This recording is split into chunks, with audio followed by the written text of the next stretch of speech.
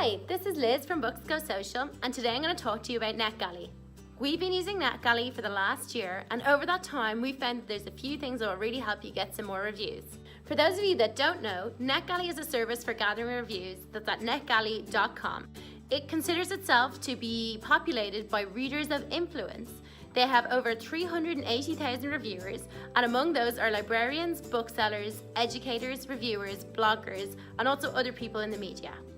In reality, about 62% of these people are just Amazon reviewers and not necessarily people of any more influence, but these are still important reviews that you need to get as an author. One of the other good things about NetGalley is you're not just getting a written review, you're also getting all kinds of other feedback about how your book performs with readers. In this slide, you can see just what kind of feedback you can get.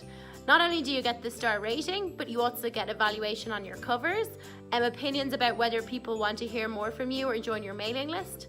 Also, you can see some nice information in terms of how many times people saw your book and whether they clicked to then read your book after seeing your cover with impressions and click to read. And then also recently, they've introduced feedback with why people have decided not to give feedback. So this is useful instead of getting maybe a 1-star or a 2-star review. People say, I just didn't finish the book, or it had unexpected content I didn't want to read. To look into exactly what kind of books do well on the platform, we collated a number of different data about our titles when they appeared from July 2017 to April 2018. The data that we collated about each of our titles included how many times the title was seen by reviewers on NetGalley, how many times the title downloaded by reviewers, how many reviews did the title get, and then how many of each star rating did the title get as well. So what did we find from all the data we had collated through NetGalley? So we had 408 titles that were on NetGalley for 1 month or longer. Of those, we had 203,523 impressions, 29,003 downloads, and 2,540 reviews. We started off with 20 titles per month, but due to the huge popularity of the service, we now put up 125 titles per month. So what does this all mean? Basically, in average, people got 498 impressions, 71 downloads, and 6.2 reviews. I find it's easier sometimes to refer to the median because that tends to be more representative of what the sample is, because large numbers or small numbers can distort what the average is. So with the median, we found that most titles had 405 impressions, 55 downloads, and 4 reviews. When we analysed our data, we found that the title with the most impressions had 6,690 impressions, and that was a horror. And the next title with the most downloads was historical fiction with 336 downloads, and the book with the most reviews was a paranormal romance with 42 reviews. When it came to the bottom, we had one title that had 115 impressions, we had one title that had 6 downloads, and then we had a number of titles that only had 1 review. Just to point out, with this horror book, it was a bit of an outlier. It had thousands and thousands of impressions, but actually had very little downloads, and it only had 1 review. Basically, there was something wrong with its cover and also with its description.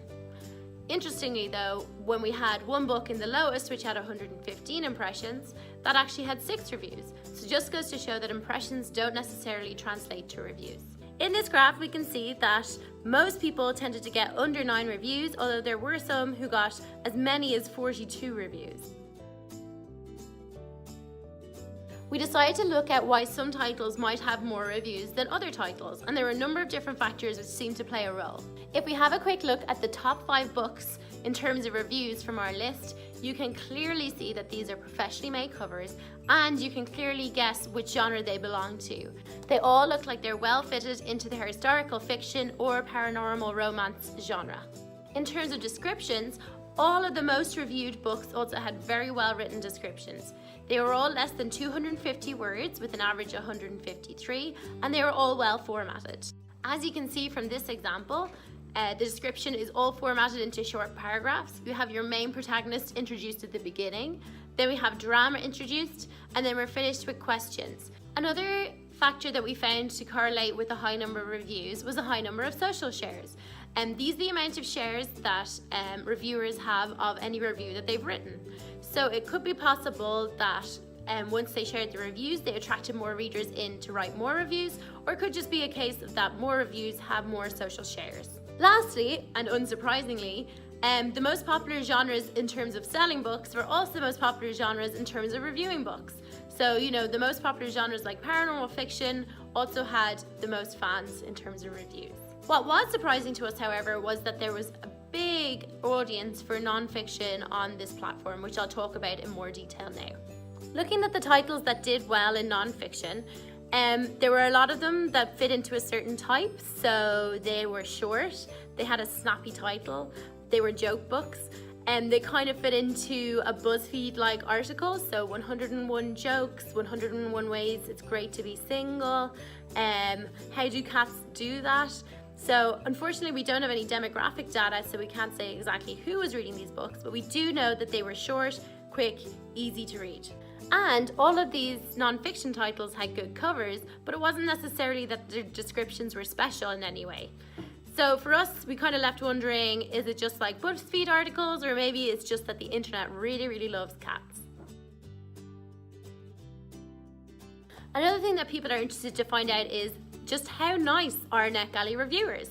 This slide gives you a good indication of how reviews were distributed in terms of 5-star reviews, 4 stars, 3 stars, 2 stars, and 1 stars. So the graph on the left shows how many titles got 5-star reviews and 4-star reviews, etc. And then the graph on the right shows how many reviews of each type were left.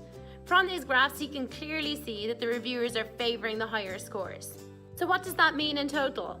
Well then, looking at this pie chart, you can see that almost 2/3 of all reviews were 4 or 5 stars, and then another 20% were 3 stars. Like a lot of reviewers, it seems that NetGalley users also tend to not leave a review if they don't like the book. Of course, many people do leave bad reviews, and I would say just from looking at the information, they would tend to leave bad reviews more when they find the book infuriating, or if there's errors, if it's not formatted properly, or if they find it offensive in some way. So while I've talked about which books got the most reviews, it's also interesting to look at which books were most highly rated. These titles were the most highly rated of our selection on NetGalley. They consist of a thriller, historical fiction, and 2 non-fiction books and a paranormal romance. So this just goes to show that not necessarily the most popular genres are also the most favorably reviewed. So what conclusions can we draw from what we found? Well, I think it's very obvious that the presentation of your book is just as important for getting reviews on NetGalley as it is for selling books. You need to get your cover right, you need to match your genre to what appeals, and this is not the time for trying to be original. You need to make sure that you're matching. We've also found that the most popular genres to review are also the most popular genres to buy, but also non-fiction that's eye-catching can do really well.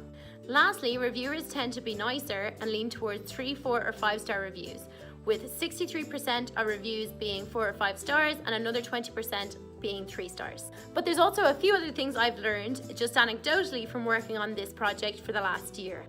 I found that reviews have been increasing per title in the last few months, and I've also found that reviewers can be picky. You really need to make sure that your title is well laid out, that your file works, that you don't have any watermarks in the title, that you don't have any typos, and that if your book has offensive material, do expect some people to find it offensive.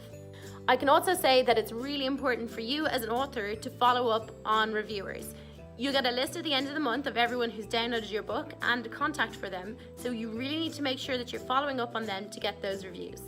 If you're interested in finding out more about what I've been talking about today, or you want to take part in NetGalley, please drop us an email at admin@BooksGoSocial.com and we'd be happy to help.